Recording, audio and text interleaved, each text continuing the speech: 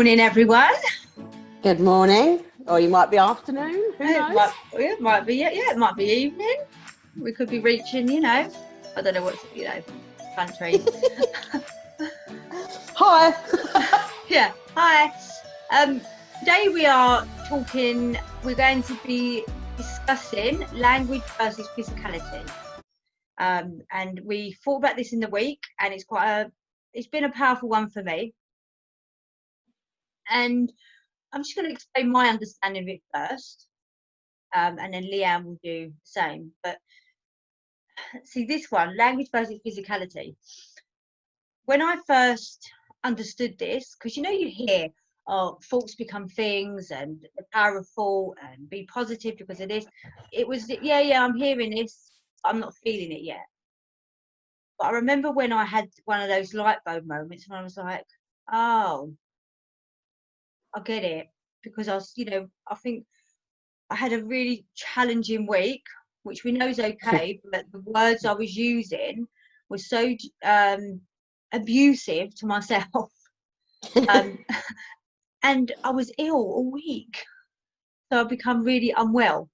And the power of thought is, I've done exercises before. If you was to, hold your arm up and, repeat words to yourself like, I'm useless, I'm unworthy, I am, you name it, the words we use. I hate myself, I'm ugly, I'm fat, I'm, too skinny, or I've got a big nose, you name it. If you was to, get someone to try this exercise with you and push down, your arm would be weak. It doesn't matter how strong you try and put it, your arm becomes weak. When you do the opposite, you say, do you know what, you don't even have to lie, because if you say I'm beautiful, you don't feel it. You can say, actually, I'm a kind person, and there's evidence of that. It doesn't matter, there's evidence you've been kind somewhere, and I'm working towards being myself. You name it. Your arm is so strong. I've done this exercise many a times. Mm-hmm. The power of thought. It changes everything. We wake up and we're feeling, well, I've had this, I've woke up in the morning, opened my eyes and I thought, overwhelmed. Oh my God, I've got to do this, got to do that, got to do this, I've got to do that. And then I've got to work tonight. And then the kids need entertaining. I'm a bad mum. You name it, it just rolls on and rolls on. And you get out of bed and, you stub your toe. Fall down the stairs. That's a bit of exaggeration, but everything, and you're just on it, and this goes on all day. But when you start to really see this, you can do all those things in the morning, but then you snap out a bit quicker. This is what I found, it snaps out a bit quicker. Well, hang on a minute, just breathe, because you can't get from that place when you're in a role of this train of thoughts to a grounded place when you can start thinking rationally. So just breathe, slow down, and then I find writing it down in a diary, releasing this, and then I find my wisdom comes through, the truth and the words, and it's not even, you don't even have to fake it to make it, it's already there. It's already there, and that inner voice comes through and says, actually, what do? You say you're a bad mum. That was a big one for me. Say you're a bad mum, but what have you done rather than what you haven't done? And the list is quite, you showed up. You show up. Yeah. You talk to them, you show up, you comfort them, you go to their sports days. And if you can't go to their sports days, you will sit there and read them a book. You show up. So there's loads more. And the energy I started to feel, I was like, oh, wow. The energy I started to feel after this was just uplifted. And then an hour later, when you start playing with this, you're back here again. And when when you really get in touch with this power of thought and the language we use to ourselves, it's actually quite amusing in the end. I find it quite funny in the end. It's interesting. But first of all, it's not. I'm not going to take away. First of all, it's challenging, it's painful, it's You want to scream. You can't see a way out, because when you're up there, those thoughts, those fear-based thoughts, more fear-based thoughts just like come in so thick and fast. So how I got out of it is breathing. But you've got to feel it first. What I find, you've got to feel it first before you can connect with it. Because language is one thing. Once you feel it, that's when you connect them both. That's a different level. Yeah. What about you, Leanne? What's your understanding of it? Well, suffering from even the word suffering from I've had difficulties with my health throughout my life. That's why I believe now I'm quite unrecognisable, even from 5 years, 10 years ago, after I started what I would put in having a healthier mind, having more awareness, more worth. When I started seeing my worth and wasn't listening to the negative chatter of, I didn't even know I was doing it, because this is back to the innocence again, isn't it? So like,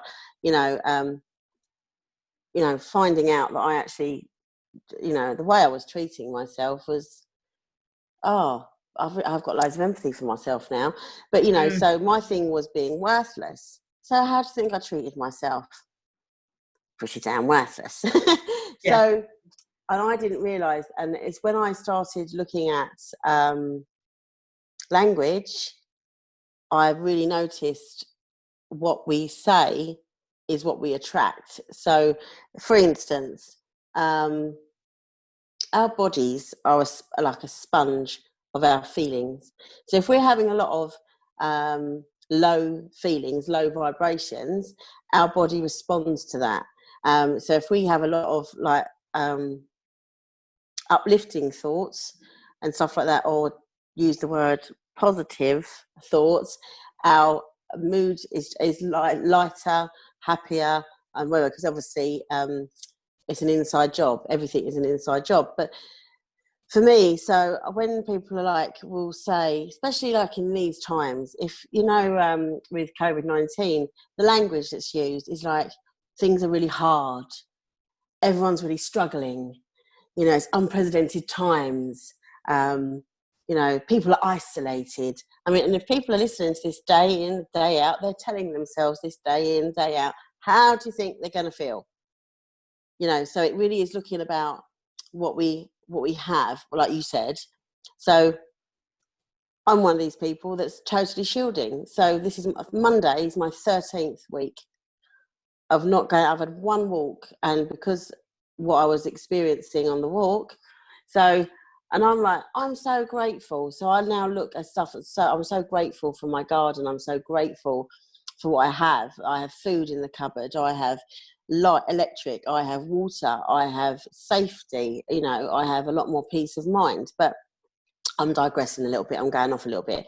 So what I noticed is, so my health is so much better. So when I started doing a little bit of research in all this stuff, there was a documentary I watched, and I can't remember what it's called. But anyway, they did an actual scientific study of someone with a low-level opinion of themselves, and they did like a biopsy of their cells. So basically, the nucleus, the brain of the cell, was kind of like an H shape, so it kind of pinched in the middle, and the general over, it was like a little bit floopsy. I can't explain what the shape looked like. Floopsy. I mean, come on, any language might say floopsy.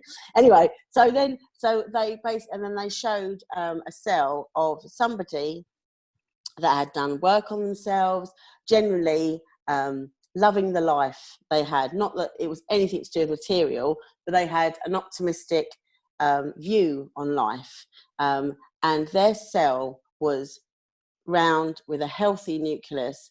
So that to me was evidence that the mindset has a impact on physicality. So your physical being feels your thoughts. So thoughts and feelings are a buddy, they work together. Positive thinking, healthy body. So like, and it was evidence for me, and I was just like, yes. So and I can, and I, you know, I don't know, I won't go, oh, I can see my thoughts, you know, it is the feeling. So if I'm having a low day, when I catch myself in power thought, and then I do find it fun. I think, well, no wonder you're not feeling very great. You haven't stopped focusing on something that doesn't work, or you can't do anything about, or something, you know, scenario. So my experience is a lot of when I was really poorly, the reason I did get through it was I was so blessed to have a gift that was given to me in having the ability of always seeing the light and always seeing what I could do, always seeing the best out of a bad situation, shall I say. So that really helped me recover quicker, I feel. 2 weeks after a transplant, you know, when I had to go back into the hospital, I could see people in wheelchairs and all their heads hanging down and stuff.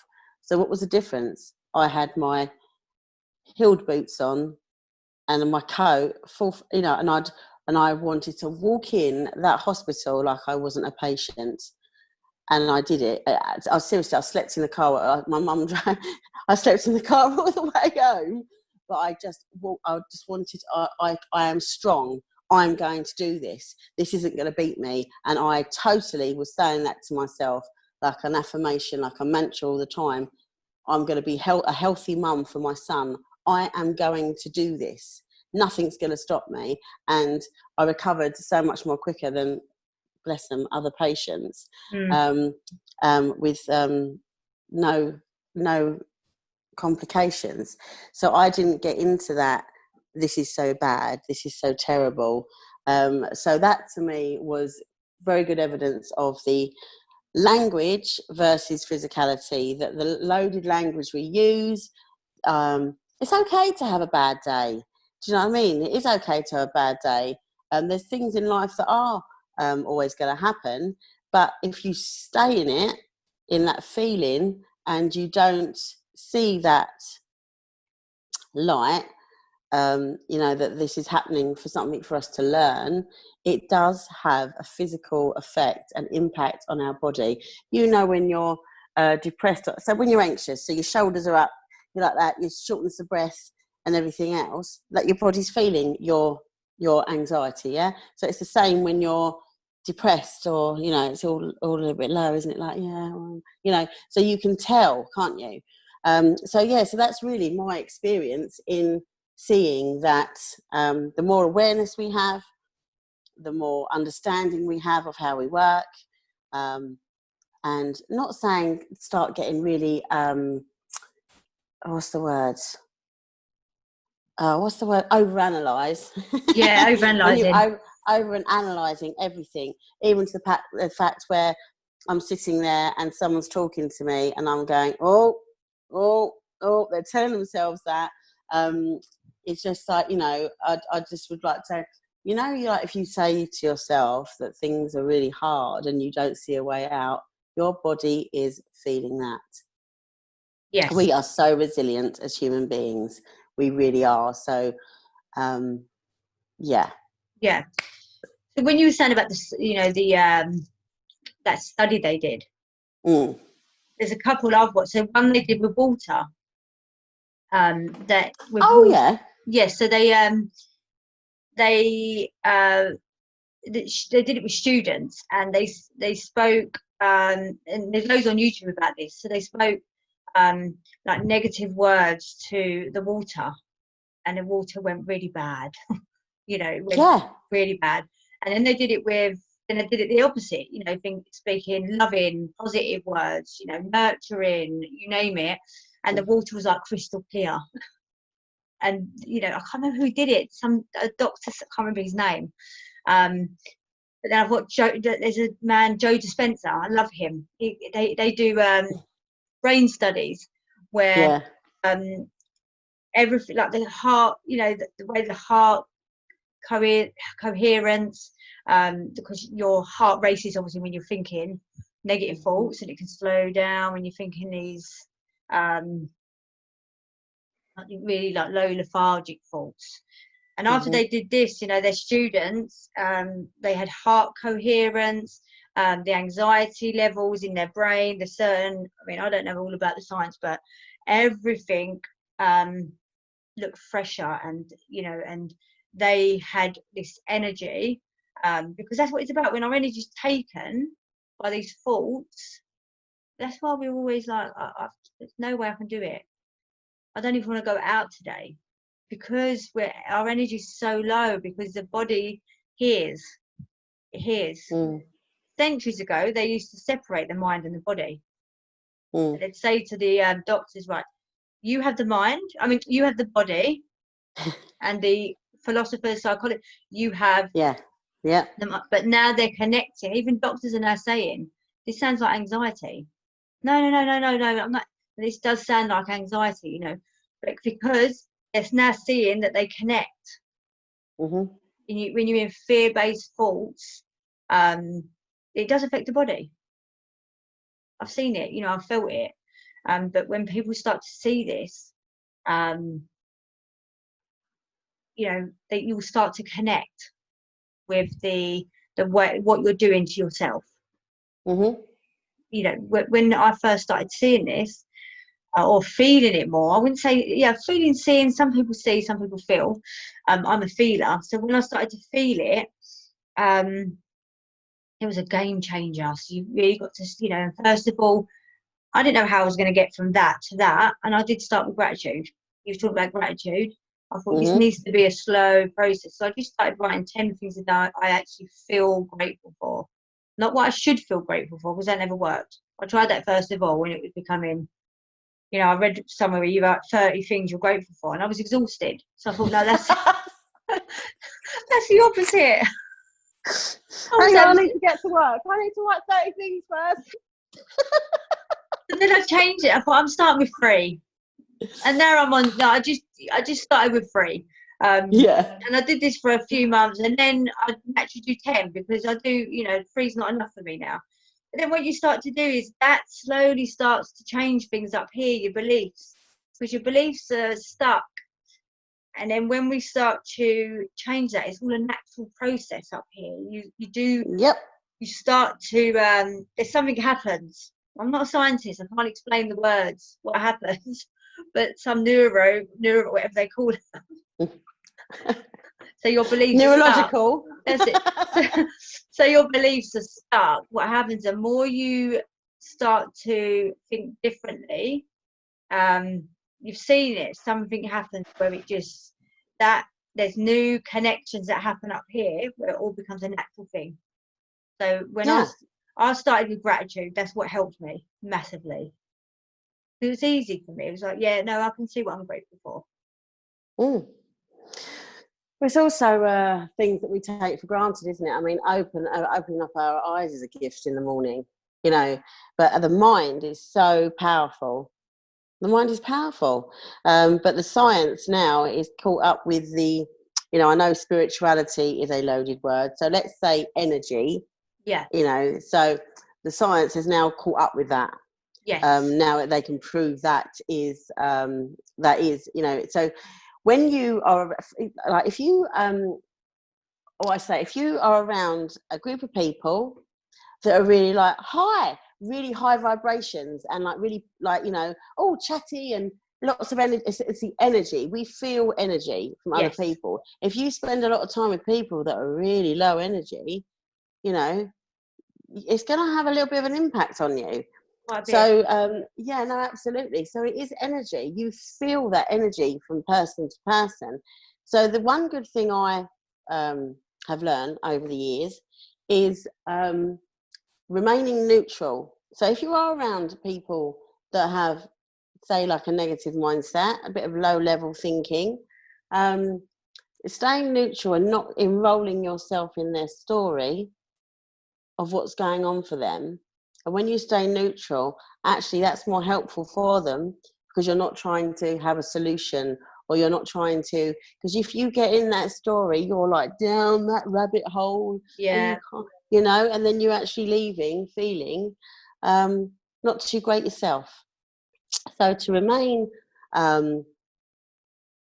operating at a higher vibration, so it doesn't affect your physical being, then, you know, it really helps by not getting involved in the story that person is completely stuck in or can't see a way out, because we all have our own answers for ourselves.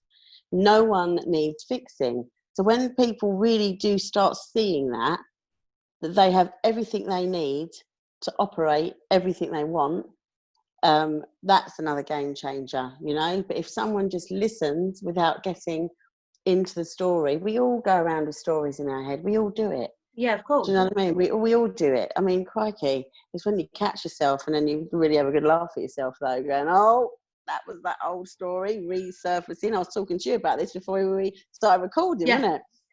It's just sometimes the patterns will come back, and then they just get less and less each time they come back. And that's when your awareness is becoming higher, like your consciousness level is rising. So, I had something else to say and it's completely gone. Yeah, back to you, Hayley. It's gone, it'll come back. You were talking about when you were around people and their energy levels, and the more you when you start to become neutral, you see more, you become more aware. Yeah. Have you remembered it? No. Oh. That was enough. That was enough to say, obviously. So, you know, I'm not even panicking about it. I'm like, no, maybe that was enough. That was enough. Just explain it again in a whole set of other language, which means exactly the same as what I said the first time. Yeah, we can do that.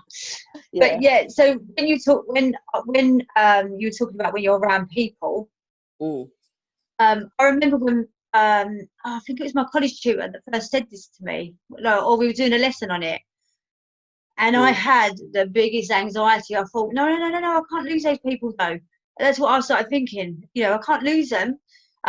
It's not about even coming away from them, because what I found is the more I started to become neutral and I started to really hear their words and remind myself, no, actually, this is their story. I'm here to support them. I'm here to support them because they're going through it. They're really going through this, and if they're stuck here, they really believe they're going through it, like him. They are. But what I found was, the more neutral I did become, and the more responsible, what we spoke about last week, for my own feeling and energy, rather than coming away thinking, oh, I'm so drained. That was like I didn't know about blaming that then, but I figured something out. I started to naturally attract more people that were thinking like I was into my life. That's it. It was and I didn't realise this at the time until years later. I thought, oh, look around me now. Yeah. And that's the science, that's the energy we attract. So when you do start to really, and becoming neutral is not, you know, we make it more difficult than it is, because of our old patterns. We get sucked in, and it's just, again, we have to repeat patterns, and every time we come wave drain, we go, I've done it again, you know. That's okay. And then next time you go back, you just really, you find your neutral. My neutral might be hearing their words and reminding myself that this is their story. Your neutral might be something different. Have you found this? Yeah. Because everyone's neutral. How you stay grounded is there's an infinite ways to stay grounded. No, absolutely. No, there really is. And you know, we're only human, so there might be clients, you know, that you are hearing some, you know, pretty not very nice stuff. But I know what's in them is in me. So if I can get through the life I have had, and I am not a product of my past. So I know that's in them. So that really helps me. So even though I might come away and have a little bit of thinking, like, hope they're going to be okay, or la la la, I do. So my thing's music. So I'll put on, and I focus on something else or whatever, because I know they will. Whatever's going to happen is there. sounds a bit dramatic, is their destiny for whatever is in their And path, it is, you know. unfortunately. Yeah, so then I can, as long as if I've said one thing that they've found helpful, if I can help to change their minds and to kind of teach them that they are more than they're thinking, because everyone is doing the very best with what they've got, with their current state of thinking. Yeah. And that was something that I learned with Kim, because I was just like, oh my God, yes. Because, somebody who is in a lot of thinking of the past, or like relationship breakdown, and things like that, or whatever is going on for them, there'll be something they need to learn about themselves in that process. So I know that. So it really is teaching people that inside them is their own wisdom and their own guidance and their own resilience. Look at what us humans have been through, centuries, look what we've been through, and here we are. So yeah, and what you said, something resonated when you spoke. I can't remember what it was you said, but you said something, and so how do I explain it? Right, so when we start to naturally become more conscious and start to be aware of ourselves, the body doesn't always catch up. Mm-hmm. The body's our feelings, and it doesn't always catch up. So so I remember when I weren't aware of this at the time. This is later, but I remember when I separated from Megan's dad. That was the most. I felt it felt so challenging. Like, oh, no, I'm gonna die. I can't do this, But that feeling when you think there's no way I can ever get through this. I'll never be happy again. But then when I'd met, and I finally, when I met my ex-partner, when I wanted to go, when I was ready to leave, my body didn't catch up. So it was saying, no, do you remember how you felt when you separated from Megan's dad? Do you remember how you felt? So it was like, oh, that fear. No, I don't want to feel that again. So I'll stay. But actually, when I did it, it was never as bad as I thought it was going to be. So I hope this makes sense, but the body doesn't always catch up. So we still live in that past with even though you've shifted and you've grown as a person, those old patterns still creep back. Mm-hmm. And then when you start to see, and it's always after, I find with me, I always find it after the events happened. Oh my God, I get it. I was in that fear-based thinking. That's why I didn't go quickly, quicker. But we know we have to stay to learn.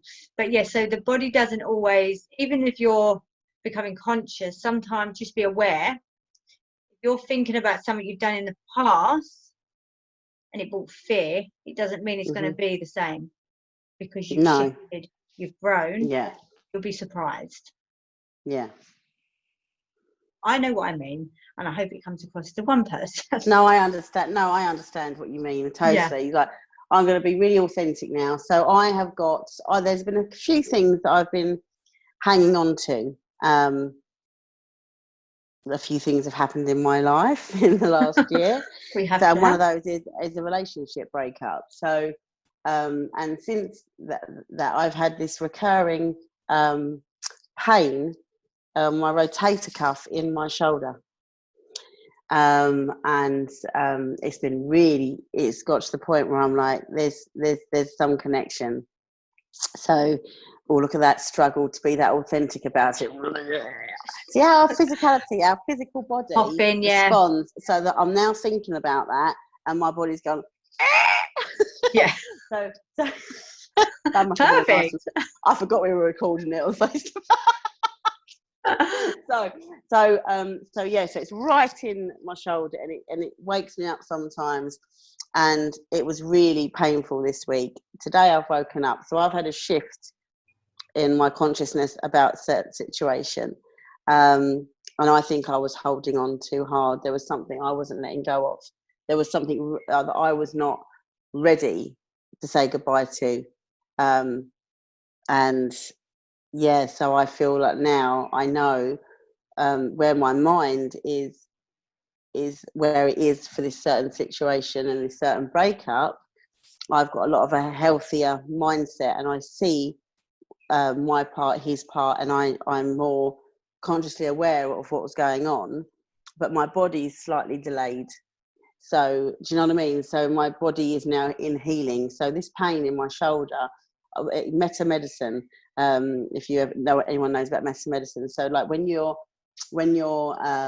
you do something, the pain, when it starts hurting, that's the healing. So I feel like I am in healing of this. So I know now that my shoulder's going to recover.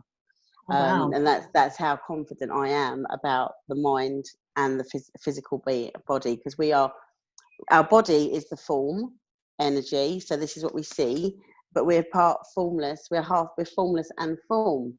So we're energy and like form human beings. This is what we're temporarily in, in this body.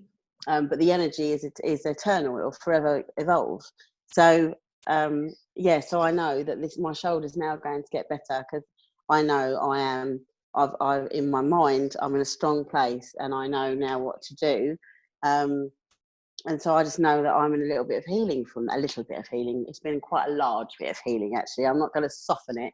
But yeah, I woke up today and I think, actually, yeah, I feel better today.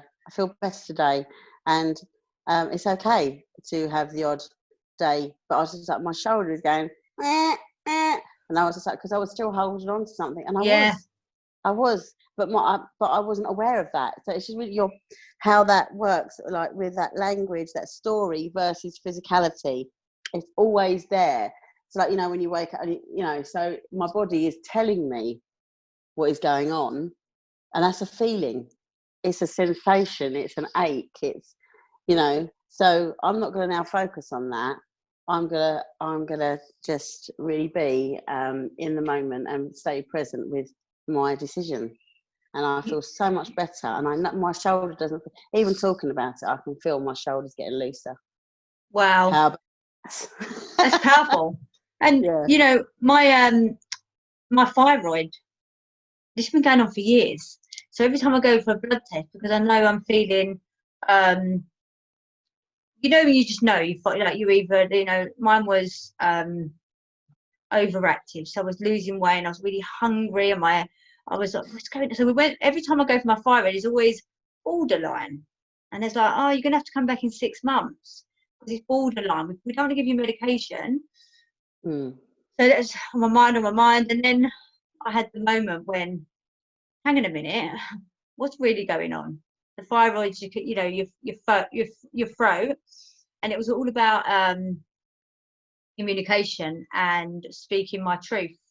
And the more I started to speak my truth, and to myself more, it was, I was doing things that I didn't really want to do, work-wise, and I was thinking, what, and the more I started to actually, I said to myself, no, this is not what I want to do forever, and I want to do something else, and it's not just this. And I went back, and the thyroid was fine. Oh, so, I love that. Yeah. And my legs as well. Remember that? My legs were going. Oh, God, I remember that. My legs wouldn't. I was walking down the road and my legs just went stiff. And it got to a point where a couple of people I knew said, "Are you all right? Your leg's funny." I was like, "Oh, people can see it now." And it was all about not wanting to go to work. Yeah, you were stuck. Like every time, because I was rescuing and I was taking on, everything, and my poor, I don't blame my poor clients, but and then when I see this, and my legs were fine. It was so strange,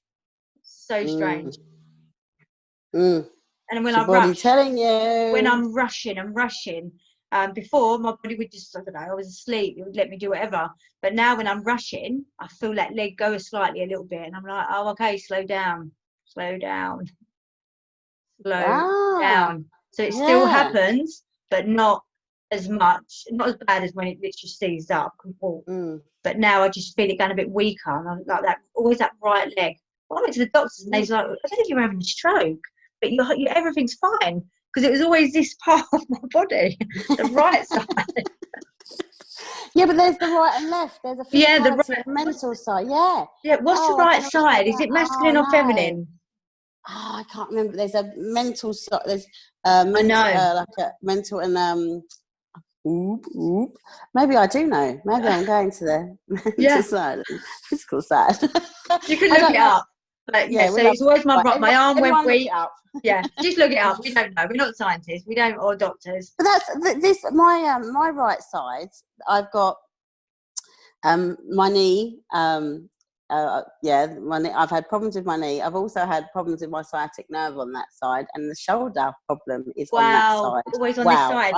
I am gonna Google when we get off of this. What side it is? Yeah, because my arm started going weak, and my right. It's always my right.